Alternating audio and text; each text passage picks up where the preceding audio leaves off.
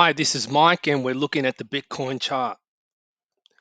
So we took some profits after the very nice run up for wave 5 as the analysis turned bullish on this one just for the last move higher. The waves indicated that it was going to happen, and at the last minute, I changed the analysis and the timing was good. Now, the thing about this wave 5 is that it marks the end of this correction that started back when we had this move down after wave D. Okay, wave D. This is the whole reason for this trade and the whole reason why I'm bearish on Bitcoin. We had a 1 A, B, C, D, E, right? So why can't this break that high? Why am I so sure this is a sell zone? I even named it a sell zone, right? And the reason is because of this pattern, right? According to AriasWave, there are certain patterns that occur at certain times, right? And if we are expecting a wave E down, right, this is not a 5-wave move. We've been through this before. If you're new to the channel, I'll explain it quickly. So if this was going to be wave E down, wave 3 cannot be the shortest. That's the simple way to look at this, right? And a correction doesn't start with a 5-wave move, okay? So that in a nutshell is how we look at it. Wave 1 up here, longer than wave 3, longer than wave 3.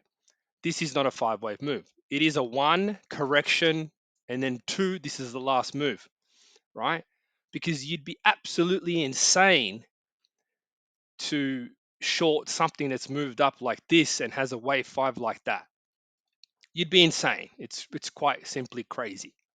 But because it's part of a larger pattern, to me, it's just logical.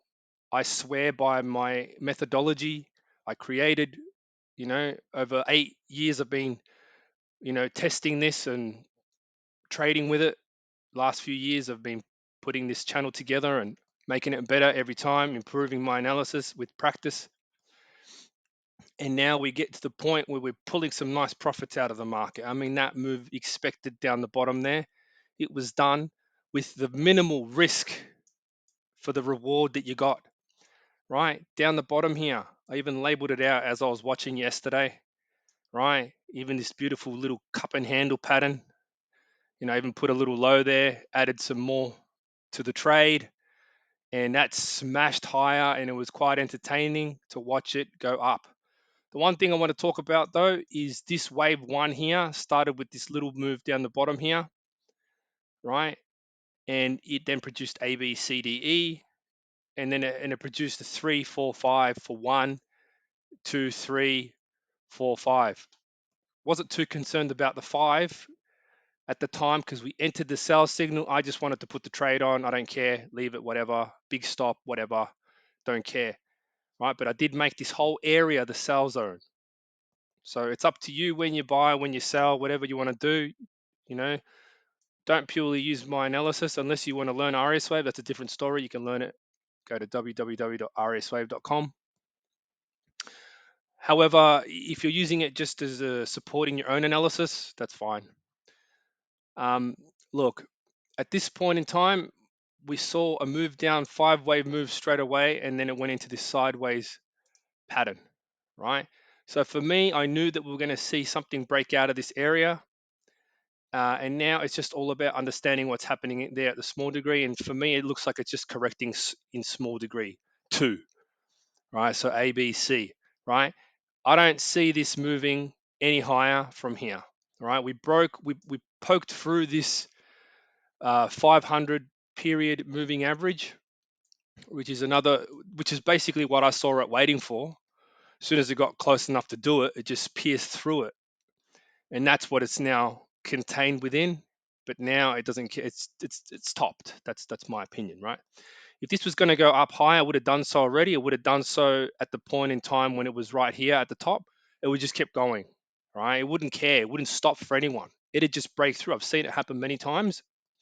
It doesn't stop, but because for some reason the correction, the volume took it this far, took it this high, it just had to go that high. But at the same time, what will people do around this area is they won't consider selling. They'll consider buying because they think, oh my God, it's going to the moon. The problem is, obviously, I've mentioned it's probably not going to happen, right? So apart from that, if you don't know the bigger picture, we're still partway through a correction, right? A, B, C, D, where's E? Not down there. Where's it going? Down lower. That's my point, right? And I'll quickly just take you to the BLX chart to explain once again the idea of this, right? So this is wave one Bitcoin since this low here, right? In 2015. That's the low, right? We made 1, 2, 3, 4, 5, right? This is a full wave one. That's why this is the deep correction, because it needs to correct. This little tiny correction up here is possible if you had a correction like back here in 2017 when you had an A and then everything expanded to the upside, right? A, B, C, D, and then E was the one that came down quite a bit, right? But here we did have no expansion to the upside because this is the end of wave one. We've already had the bubble blown as max to the maximum, and it is a weak 5 wave move in general, right? They're moving up in zigzags. And then we had an A, B, C that did not expand, D, and now this is why this is happening. It's because this is one of the first times that we've seen this type of correction. Actually, a lie, we saw it back here as well, except this was a different pattern. Actually, no, in total, in general, I think it's the same, right? So we had A, B, C, D, and then E's coming. Right? It's going to be brutal. Maybe not that long. Okay, that's exaggeration. But what I'm trying to say is that back here, right before March 2020, we had A, B, C, D, E, right? So the whole thing is going to be A, B, C, D, E. It's going to be a terrible move back to previous wave four. I believe it's going to go back to previous wave four, right? If it goes any lower, oh my God, that's crazy. But don't forget that that level is 3,178, right? Even if it goes a bit above that, we're not going to know because the move down is going to be so sharp. And as I've explained before, the reason why I believe this wave two is so expanded is alternation, extreme alternation in wave E. You get the same as March 2020, some dilly-dallying up the highs and then boom, straight down, right? Here, we get some dilly-dallying at the highs and then boom, straight down, right? And that's what I think is going to happen. And if we don't, I mean, there's no reason why we would break that level there because that's the start of wave E that hasn't unfolded yet. Do you get me? That's the whole point. It's the start of wave E that hasn't unfolded yet. So it would be a violation of the wave methodology or waves in general for that to break that level. It's not going to happen. That's why I was so sure, because that just doesn't happen in markets, right? In waves. Back testing many hundreds of years, it doesn't happen. Okay. That's like saying that Bitcoin can go to zero. It's not going to happen. It's not going to happen at all. Right. So that's basically it. In a nutshell, it's just as simple as that. There's no more, you know, other way to put it really. Um, I don't normally use moving averages, but if I do, I use 1,500. Those two, I believe, that make the most difference in the market, right? And it's only just for a representation of a longer term pattern at the small degree, right? At the small degree, it's cool. If you're using larger degree, view like the hour, the 4 hour, the daily, maybe you can change your settings to a bit smaller. But on a minute chart, this stuff is good, right? So apart from that, I'm going to maintain short until I find another reason to not be short. But the truth is that I'm not just short because I saw this high and I go, oh my God, this is a great place to sell. No, it's a structurally sound belief behind the idea, right? And this thing is going to drop a long way along with a recession in the stock market, which is almost topped. The Dow Jones has almost topped in wave E, also a wave E.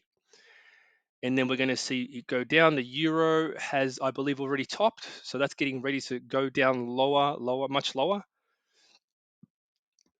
And yeah, so all the charts are lining up in the same way to indicate that we're going south for the winter, right? And that's simply put, that's just something that I'm going to keep you updated. If you want to learn how to read the waves the way I do, I suggest you head on over to that website, AriasWave.com, and find out more.